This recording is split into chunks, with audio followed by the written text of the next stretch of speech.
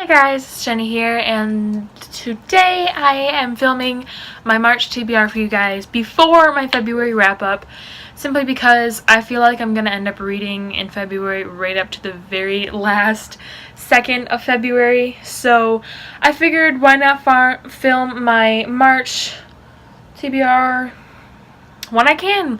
Plus I haven't had new content in like a week because my editing app won't let me do anything on it, so that's cool.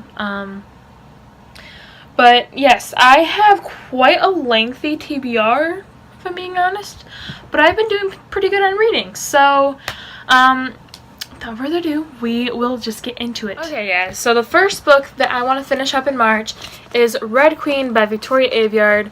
I actually started this and I was listening to it on audiobook for a while, and I put the audiobook on hold again, so hopefully I get it again sometime in March, and then maybe I can finish it on audiobook because I'd really like to do that.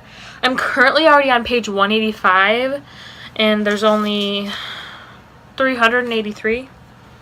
So there's only like 200 pages left of this, so I will definitely be finishing this one up in March. Then I kind of started picking some reads that I didn't think I'd be picking up for a while. But the book that I really want to get to this month is Airfire by Sarah J. Maas. This is book 3 in the Throne of Glass series, and I am beyond stoked to dive into this book. It's so big, so it's a little bit intimidating. But after the cliffhanger we got left on in Crown of Midnight, I'm dying to just get into this already. Oh my god.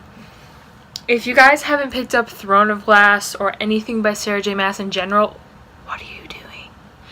You need to get some of her stuff because, oh my god, I love her work so much. She has become an auto-buy author for me. I don't know, I've literally said that like 10 trillion times on this channel, but I would buy anything she wrote, to be honest, and I'm so excited.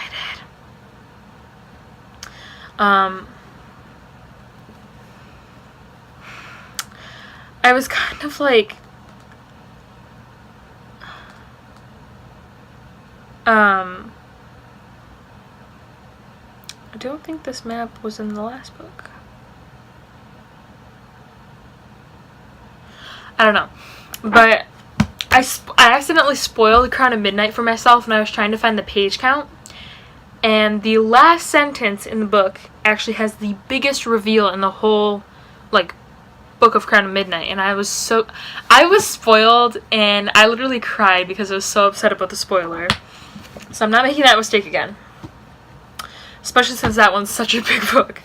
But the next book that I really want to finally pick up is Shadow and Bone by Leigh Bardugo. This is book 1 in the Grisha trilogy, and then the kind of spin-off series is the Six of Crows and Crooked Kingdom right there.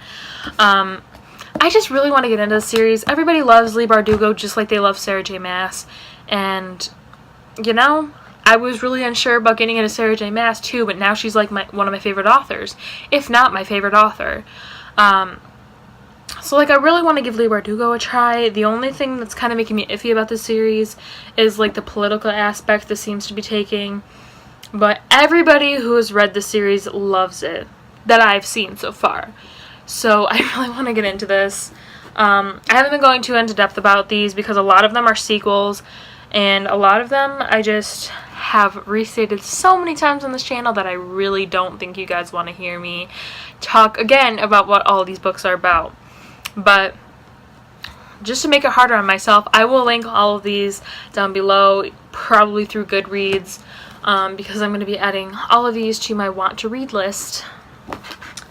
Alright, so the next book I want to read is another continuation, and that is Like a River Glorious by Ray Carson. This is book 2 in the Walk on Earth, I think it's actually called the Gold Seer trilogy, and this is book 2. The book 1 was Walk on Earth a Stranger, which is there. But yes, I really want to continue with the series because I don't really want to forget what happens, and I'm really intrigued as to what's going to happen next. And I also want to try to get my hands on the third book sometime soon. I don't know when that'll be, but I just really want to get to this after the ending that happened in Walk on Earth a Stranger. But I don't know how I'm feeling about reading this, and also a couple of the other ones I have, because I'm in such a good fantasy kick right now that, like, I don't want to ruin it by reading another genre and then either putting myself in a book slump or getting into another genre and then not having enough of that genre to read, because that would freaking suck. So yeah, I have Like a River Glorious. And then the next two books I have kind of surprised me, because I was just looking at my shelf and like, oh my god, what am I going to read for March? And so I'm looking, I just randomly picked up these two, and they both happen to be like the same kind of thing. They're in the same genre, and they're dealing with the same thing. So the first one of these two is The Name of the Star by Maureen Johnson. And this is book 1 in the Shades of London trilogy, I don't know. But I believe this is about a paranormal copycat of the Jack the Ripper murders. Pretty sure. Yeah, like there's a copycat killer in London. Wait. No, this is book 1. Yeah, there's a copycat killer in London, and only this one girl can see him because pretty sure he's a ghost. I think Rachel might be here. But yeah, I also want to get to that because after Stalking Jack the Ripper, I missed that series, and Hunting Prince Dracula just wasn't the same. You know, like, took place in Romania. I just really loved the Stalking Jack the Ripper vibe. Like, the Jack the Ripper vibe written in YA. There's, like, something about it that the authors just do so well. So, then the next one is The Clockwork Scarab by Colleen Gleason. And this is a book that I never, ever see traces of on BookTube. But to be honest, it sounds so interesting. It's about, it takes place in London of 1889, which is around the period of Stalking Jack the Ripper, which was 1888. So it's about Evelyn Stoker and Mina Holmes, two women from the, Stoker-Holmes, sister Bram Stoker. Bram Stoker wrote Dracula, vampires, and the niece of Sherlock. Vampire hunting and mystery solving are in your blood, so to speak. And when two young society girls disappear, one dead, one missing, there's no one more qualified to investigate. So, vampire hunter and detective team up to resolve their rivalry, navigate the advances of not just one but 3 mysterious gentlemen, and solve a murder with only one clue, which is a strange Egyptian scarab. This is gonna be so cool. I can't wait to read this. I kind of forgot about it, so when I picked it up off my TBR shelf, I'm like, oh my god. Oh my god. And I'm pretty excited. This sounds just like such a cool concept in general. Another book that I didn't expect to be on my TBR this soon, The Cruel Prince by Holly Black. I really didn't expect to have this on my TBR, but this book has been getting rave reviews.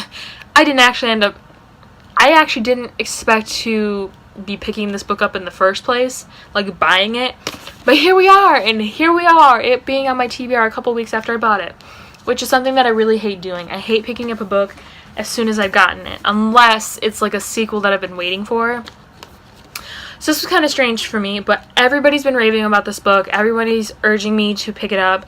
And, since it's part of, like, Fae, I've been in a really big Fae kick, if you couldn't tell, between Enchantment of Ravens, Throne of Glass, Court of Mist and Fury.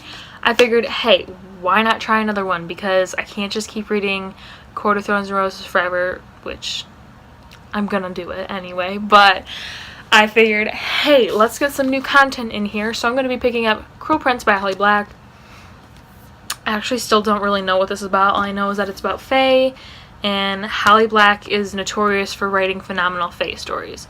I haven't read anything by her yet, but everybody talks about Holly Black and how she writes about the Fae, so super excited for this. The final book on this TBR for the month is Daughter of the Burning City by Amanda Foody. I thought that this was just such a cool concept when I heard of it. I first heard about this book on Emma Books' channel in December, I believe, and then I picked it up the following, I think I picked it up in January. Like, as soon as I saw it in stores, like, the very next time I went to Barnes & Noble after I saw it on her channel, I was like, oh my god, I'm getting this, because the cover, for one, and for two, this is about an act in a circus where the girl, what's her name? Serena. She is an illusionist at this special carnival. And her illusions are so powerful that, like, everybody believes they're real, and they are so real that they start being murdered. Now, if that just doesn't grab you, and I don't know what does, but, like, her illusions are literally beginning to get killed. And so she has to figure out who has the ability to kill her illusions before her whole entire family gets killed, even though they're not real. So I'm like, what is this story? And I know that Amanda Foody also has another book coming out this year, Ace of Shades. I'm pretty sure that's what it's called. But yeah, I also am intrigued by that as well. So I really want to get to this one first. But yeah, this is my TBR thus far. I'm really hoping to stick to it because I did a kind of good job sticking with my February TBR. I would know how well I did if I actually remembered what my TBR was for February. I remember everything that I read, I just don't remember what my TBR was, so I'm gonna have to watch my video for that and then see if I stuck to my TBR or not. But yes, I'm also going to be linking all of these books down below, and then I'm also going to be leaving a link to my Goodreads down below if you guys want to check it out, because I just made one. I've actually been doing really well in keeping up with my Goodreads this time around, so that's good because I've never been able to get into it before. But yes, I hope you guys enjoyed this video, and if you did, give it a thumbs up and subscribe down below and hit the bell if you would like to get notifications when I post new content. So yeah, thank you guys again for watching, and this is what my March TBR consists of so far, and hopefully I can get through this, because hey, you know what's coming in March is spring break, so I need to get this in before April when I have to take the essay.